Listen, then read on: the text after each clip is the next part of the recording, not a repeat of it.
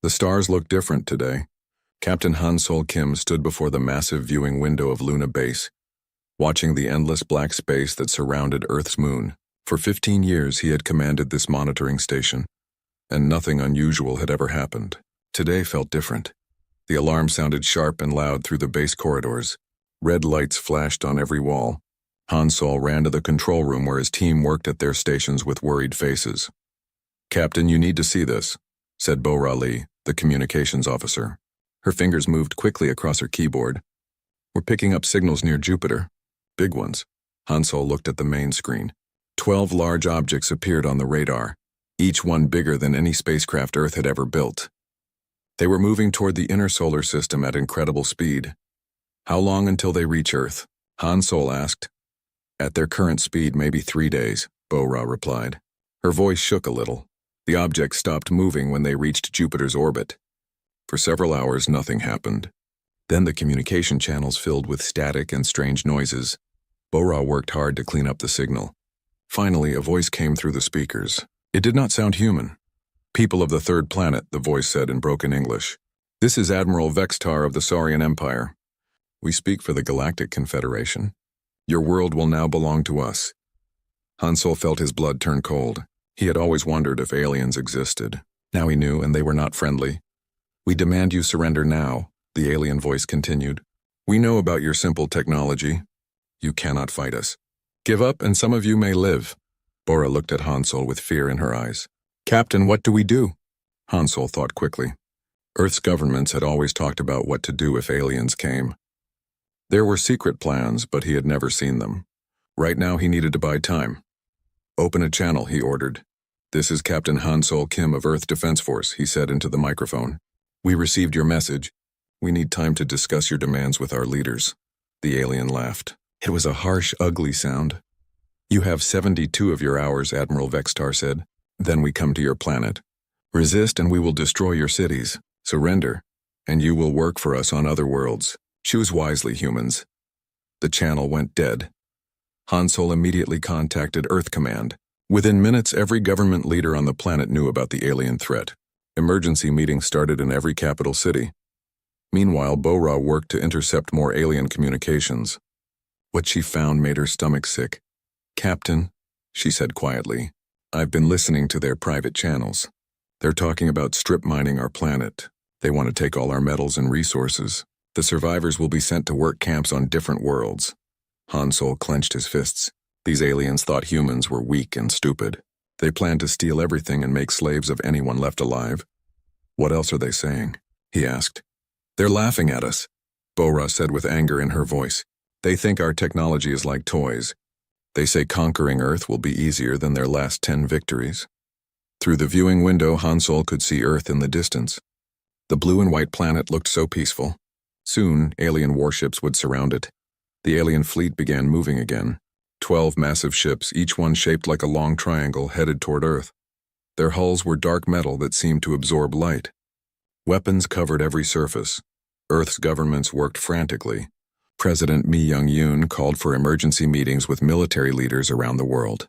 Every news channel showed the approaching alien fleet. People started to panic in the streets.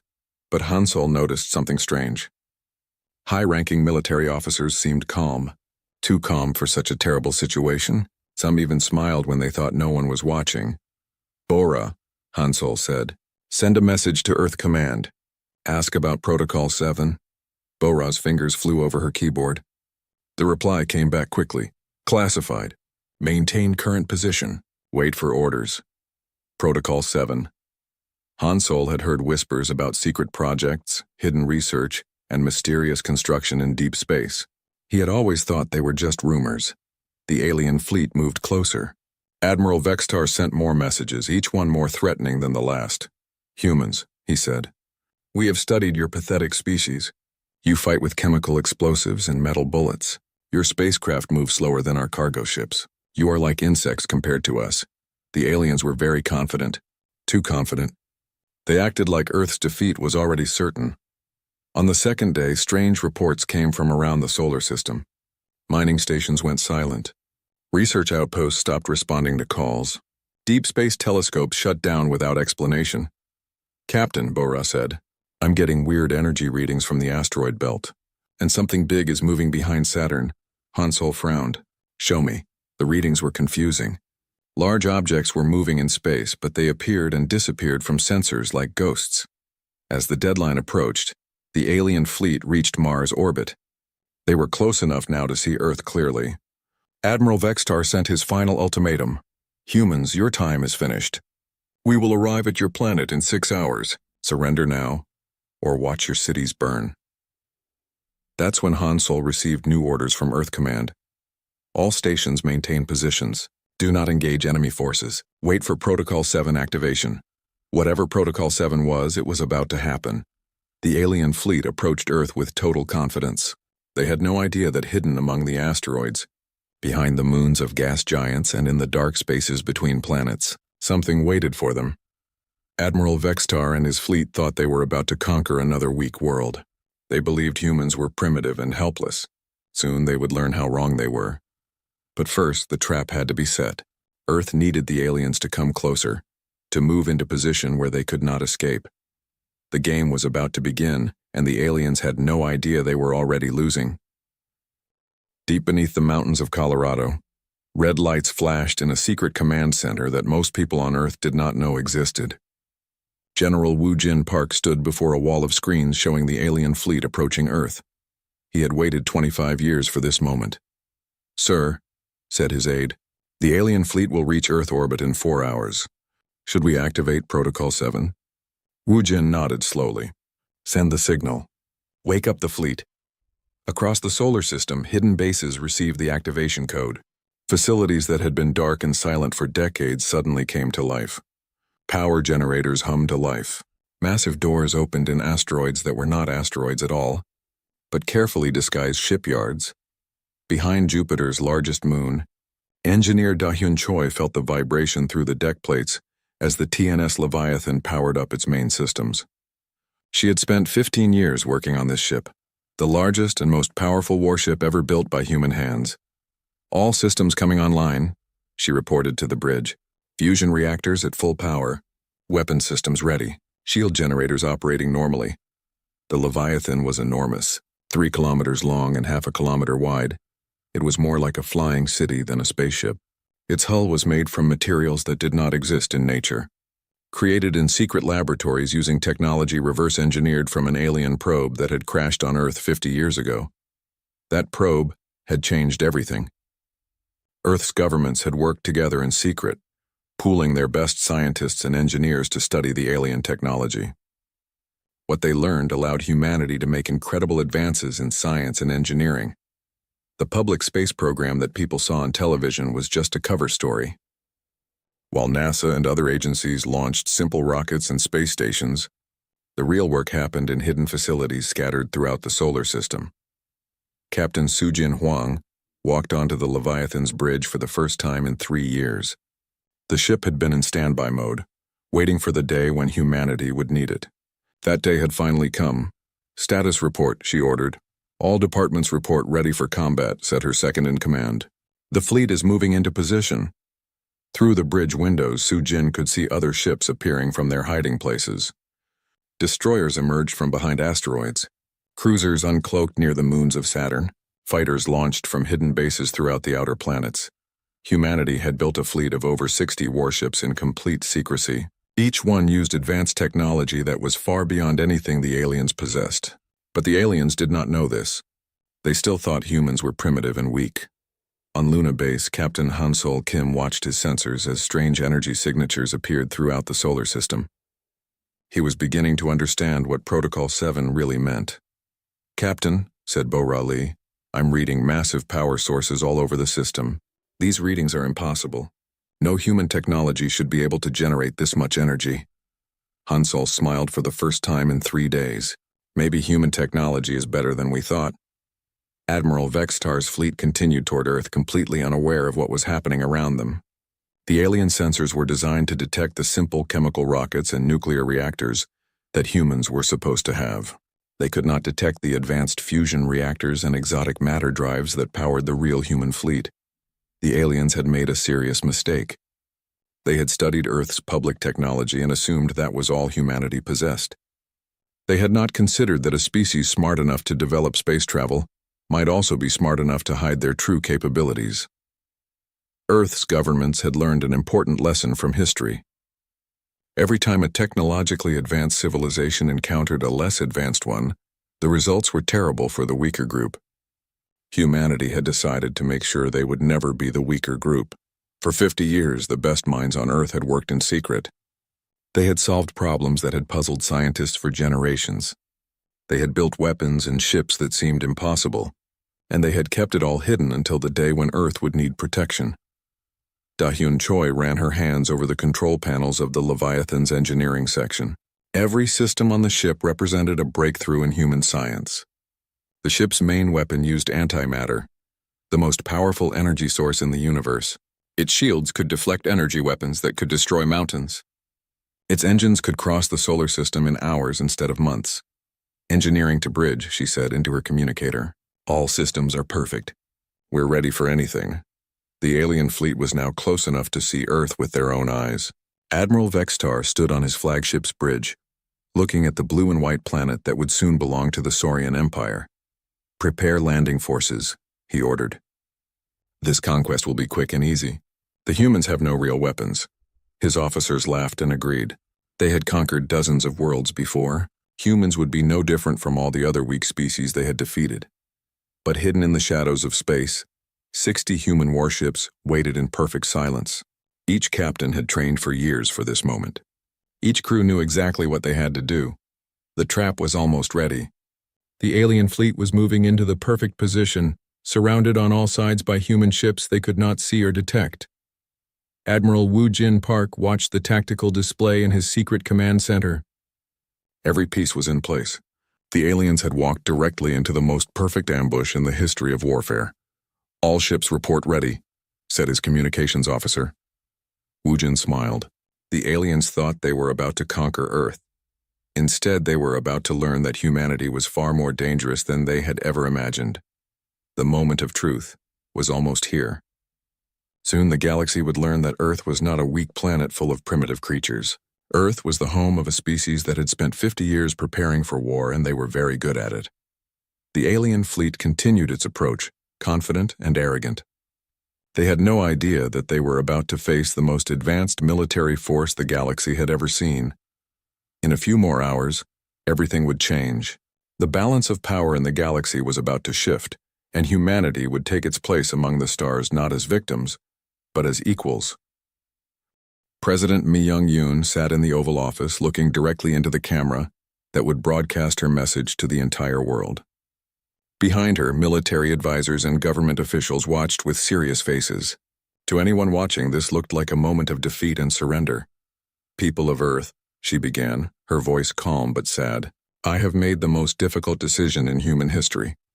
To save as many lives as possible, Earth will surrender to the alien fleet. We ask for safe passage for our civilian evacuation ships." Around the world, people watched in shock and despair. Many cried. Some protested in the streets. But in secret military facilities, officers smiled. President Yoon was playing her part perfectly. Admiral Vextar received the surrender message on his flagship and laughed with satisfaction.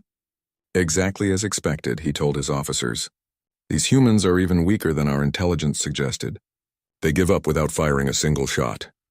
The alien fleet moved into Earth's orbital space with complete confidence. They spread out to cover all the major cities and military installations. Each ship took position exactly where the human tacticians had hoped they would. On the secret command ship hidden behind Earth's moon, Tactical Officer Seung-ho Nam watched as the alien vessels positioned themselves perfectly in his trap. Every alien ship was now surrounded by hidden human warships, but the aliens still could not detect them. "Sir," Seung-ho reported to Admiral Woo Jin Park, "enemy fleet is in optimal position." "All our ships are ready," Woo Jin nodded. The aliens had made another critical mistake. Instead of staying together where they could support each other, they had spread out to control more territory. Now each alien ship was isolated and outnumbered. Lieutenant Hee-jin Kang worked frantically at her intelligence station, maintaining the electronic deception that kept the human fleet hidden. Her computers sent false signals to the alien sensors, making human warships appear to be cargo vessels and civilian transports. Alien sensors are reading our destroyers as mining ships, she reported. They think our cruisers are passenger vessels. The deception is holding perfectly. The aliens had advanced technology, but they had grown lazy and arrogant over thousands of years of easy conquests. They relied too much on their sensors and not enough on careful observation. Human intelligence officers had studied alien technology for 50 years and knew exactly how to fool it. As the civilian evacuation began, dozens of ships launched from Earth and headed toward the outer planets. To alien sensors, these looked like frightened refugees fleeing the conquest. In reality, they were the last human warships moving into position. Admiral Vextar watched the evacuation ships with amusement. "Look how they run," he said to his bridge crew. "Like scared animals. This species will make excellent workers in our mines." But one of his junior officers looked worried. "Admiral, I'm detecting some unusual energy readings from those ships." Vexatar waved dismissively. "Primitive human technology always produces strange readings. Their reactors are inefficient and poorly designed. Pay no attention to it." This was exactly what Lieutenant He-Jin had expected. Her false energy signatures made human fusion reactors look like malfunctioning chemical engines. The aliens dismissed what they saw because it matched their prejudices about human technology. Captain Sujin Huang guided the massive Leviathan closer to Earth, hidden behind a holographic projection that made it appear to be a large asteroid.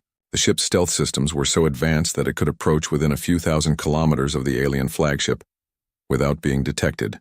"Distance to target?" she asked her navigation officer. 3,000 kilometers in closing. "We could destroy their flagship with a single shot from this range." "Hold position," Sujin ordered. "We wait for the Admiral's signal." Throughout the solar system, human ships held their positions with perfect discipline. Fighter squadrons hid behind asteroids. Destroyers lurked in the shadows of moons. Cruisers maintained silent running mode while staying within weapons range of their targets. The aliens continued to believe they were in complete control. They sent shuttles down to Earth's major cities, planning to set up administrative centers for their new conquest. Their soldiers prepared to begin the process of cataloging human resources and selecting the most useful slaves. Admiral Vextar called another meeting with his ship commanders. "The conquest proceeds perfectly," he announced over the communication channel. "Resistance was even lighter than predicted. We will complete the occupation within one standard cycle." His subordinates agreed enthusiastically. This was turning out to be the easiest conquest in recent memory. Some of them were already planning how to spend their share of the profits from Earth's resources. But engineer Da-Hyun Choi, monitoring alien communications from the Leviathan, heard something that made her blood run cold. The aliens were discussing their plans for humanity in detail, and those plans were worse than anyone had imagined. "They're not just planning to use us as workers," she reported to Captain Huang. "They want to use humans for medical experiments. They think our biology might be useful for developing new weapons." This changed everything. The aliens were not just conquerors, they were monsters who saw humans as laboratory animals. Any thoughts of mercy or negotiation vanished from the minds of the human commanders. Admiral Wu Jin received Da-Hyun's report and felt his anger grow cold and deadly. These aliens had made their intentions clear. They saw humanity as nothing more than resources to be exploited and experimented on. "All ships," he transmitted on the secure channel. "Target priority has changed. No prisoners, no mercy. These aliens have shown us what they really are." The final pieces of the trap fell into place. Human ships had surrounded the alien fleet completely. Every enemy vessel was targeted by multiple human warships. Escape routes were blocked by hidden minefields and patrol squadrons. President Yoon's surrender had been a perfect deception. While the aliens celebrated their easy victory, humanity had prepared the most devastating surprise attack in the history of warfare. Seong-ho Nam looked at his tactical display with satisfaction. 12 alien ships, thinking they were masters of the solar system, had no idea they were actually prisoners in the largest trap ever constructed. "Admiral," he reported, "all ships confirm ready. The alien fleet is completely surrounded, so escape is possible." Wu Jin looked at the chronometer on his command screen. In 60 seconds, the deception would end and the real war would begin. The aliens had demanded Earth's surrender. Instead, they were about to face humanity's wrath. The moment had arrived to show these arrogant invaders what happened when they threatened Earth. The galaxy was about to learn that humanity was not a species to be Conquered and enslaved, the trap was perfect. The aliens were in position, and humanity was ready to spring the most devastating surprise in galactic history. Admiral Wu Jin Park's voice cut through the silence of space with a single word: execute. Across the solar system, 60 human warships dropped their concealment fields simultaneously. In the space of 3 seconds, the alien fleet went from feeling secure and victorious to being completely surrounded by an enemy they had not known existed. The TNS Leviathan uncloaked directly above Admiral Vextar's flagship, its massive 3-kilometer hull blocking out the stars. The alien bridge crew stared in shock at the enormous ship that had appeared from nowhere. "What is that thing?" Vextar whispered, his reptilian face pale with fear. On the Leviathan's bridge, Captain Su Jin Huang opened a communication channel to the alien fleet. Her voice was calm and professional, but her eyes burned with cold anger. "Admiral Vextar," she said, "this is Captain Su Jin Huang of the Terran Defense Force. You are completely surrounded. Power down your weapons and prepare to be boarded or face the consequences." Vextar's shock quickly turned to rage. "Impossible.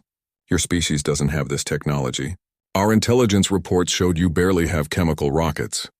Su Jin smiled without warmth. "Your intelligence was wrong.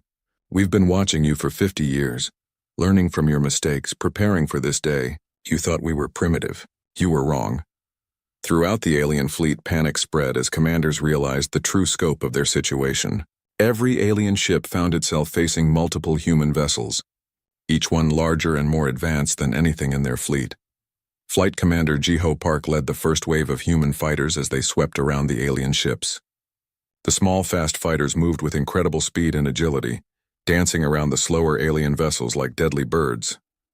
"Alpha Squadron to all fighters," Jiho transmitted. "Show them what human engineering can do." The human fighters performed maneuvers that should have been impossible. They accelerated faster than the alien sensors could track, turned sharper than the laws of physics should have allowed, and fired weapons with pinpoint accuracy from distances that made the aliens dizzy. "How are they moving like that?" An alien pilot screamed over the communication channel before his ship was disabled by a precisely aimed shot that took out his engines without killing the crew. Engineer Da-Hyun Choi monitored the Leviathan's systems as the massive ship prepared for combat. Every reactor was running at perfect efficiency. Every weapon system was charged and ready. Every shield generator hummed with barely contained energy. "Captain," she reported, "all systems optimal. The ship is performing even better than our best projections." The Leviathan's weapons were unlike anything the galaxy had ever seen. Instead of the simple energy beams and projectile weapons used by most species, human ships carried antimatter cannons, quantum torpedo launchers, and gravitational pulse guns that could tear apart enemy vessels at the molecular level. Admiral Vextar tried to rally his fleet. "All ships attack formation. Concentrate fire on the largest enemy vessel. They cannot possibly have shields strong enough to withstand our combined firepower." The alien fleet opened fire on the Leviathan with everything they had. Energy beams that could melt mountains struck the human ship's shields and simply vanished. Missiles that could destroy cities exploded harmlessly against the advanced defensive systems. "Shields holding at 98%, reported the Leviathan's tactical officer. "Enemy weapons are having no effect."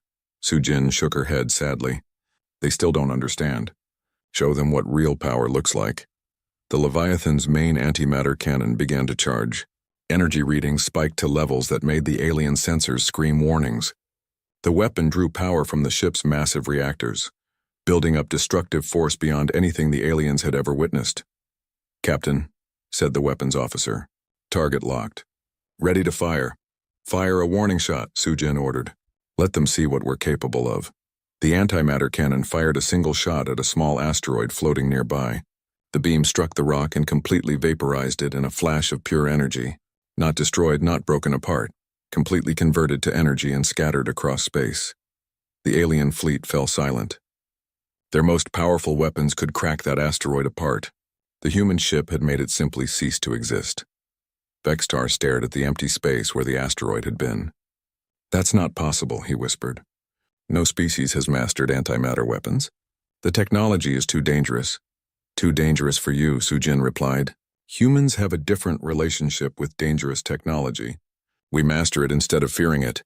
The alien admiral tried desperately to understand what was happening. His species had ruled part of the galaxy for 10,000 years. They had conquered hundreds of worlds.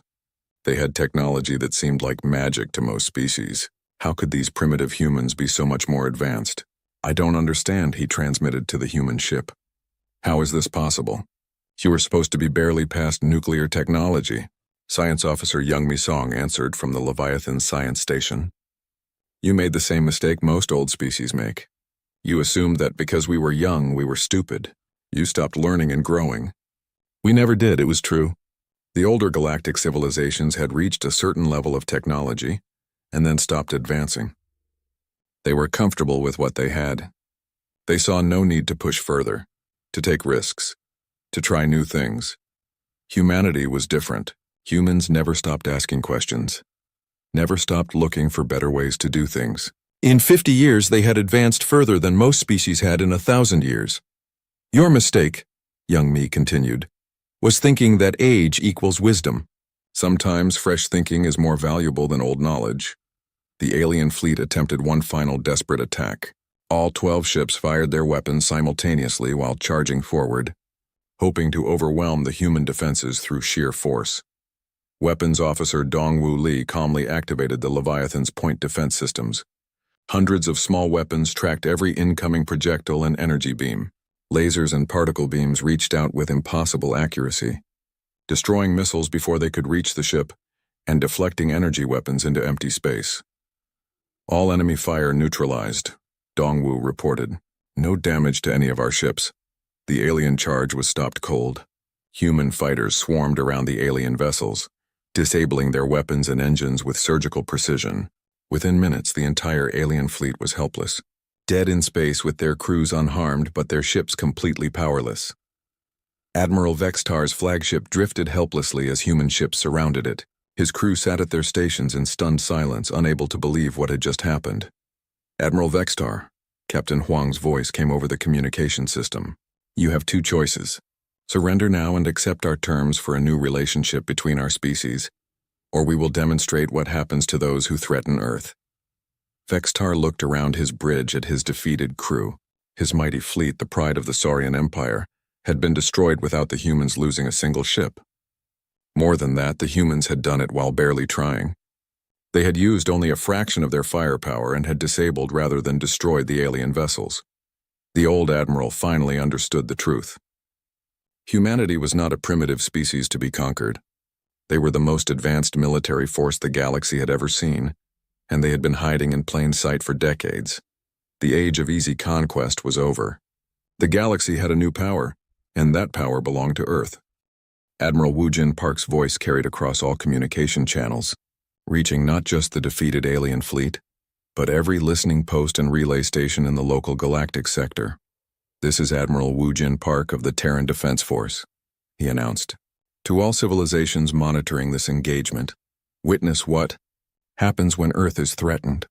The Leviathan moved slowly through space toward a small moon orbiting Mars, and the rocky satellite was about 50 kilometers across, large enough to be clearly visible to all the sensors watching this historic moment. Captain Sujin Huang stood on her bridge, looking out at the moon that would soon demonstrate humanity's true power to the galaxy. She felt no joy in what was about to happen, only a cold determination to protect her species. Engineering, what's the status of the main cannon? She asked. Da Hyun Choi checked her readings from the engine room. Main antimatter cannon charged to full power. Energy output is stable. We're ready, Captain. Admiral Vextar watched from his disabled flagship, his reptilian features twisted with fear and disbelief. You cannot be serious. That much power? It's impossible for any ship to generate that much energy. Science Officer Young Mi-song looked at the alien admiral through the communication screen. You keep saying things are impossible. That's your problem right there. Humans don't accept impossible as an answer. She was right. While the alien civilizations had spent thousands of years telling themselves what couldn't be done, humanity had spent 50 years figuring out how to do it anyway. Every limitation was seen as a challenge to overcome, not a permanent barrier. Your people stopped growing, Young Mi continued. You reached a certain level of technology and decided it was enough.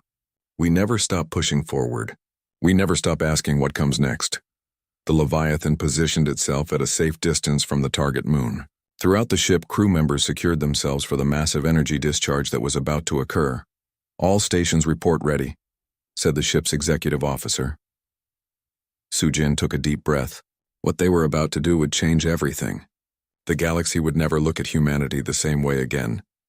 "Fire," she ordered quietly. The main antimatter cannon unleashed its full power.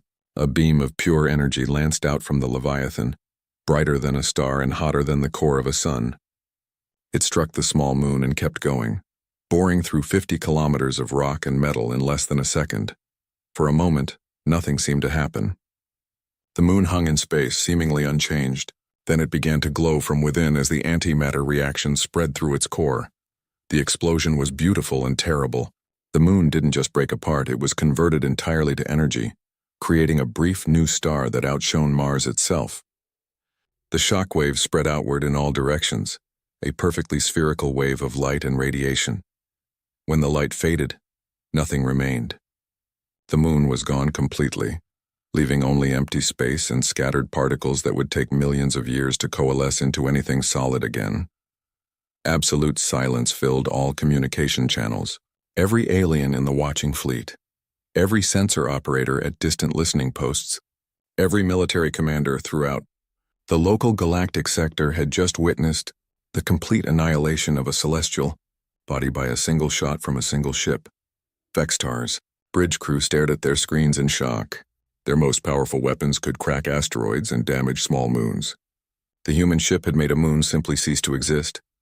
That was a demonstration. Admiral Park's voice cut through the silence. Earth possesses 47 ships capable of this level of firepower. We have enough antimatter to sterilize every planet in this galactic sector, but we don't want to do that. His words carried across subspace communication networks to every corner of the local galaxy. Military commanders who had been planning their own invasions of Earth suddenly found themselves reconsidering their strategies. "We want peace," Park continued, "but we will accept nothing less than respect and equality. The age of stronger species conquering weaker ones is over. Earth will see to that." Vextar finally found his voice. "How many ships like that monster do you have?" "Enough," Sujin answered simply. "More than enough to defend ourselves and our allies." But Weapons Officer Dongwu Li decided to be more specific. "The Leviathan is our largest ship, but not our only one. We have 12 Behemoth-Class vessels, 35 Dreadnought-class cruisers, and over 300 smaller warships.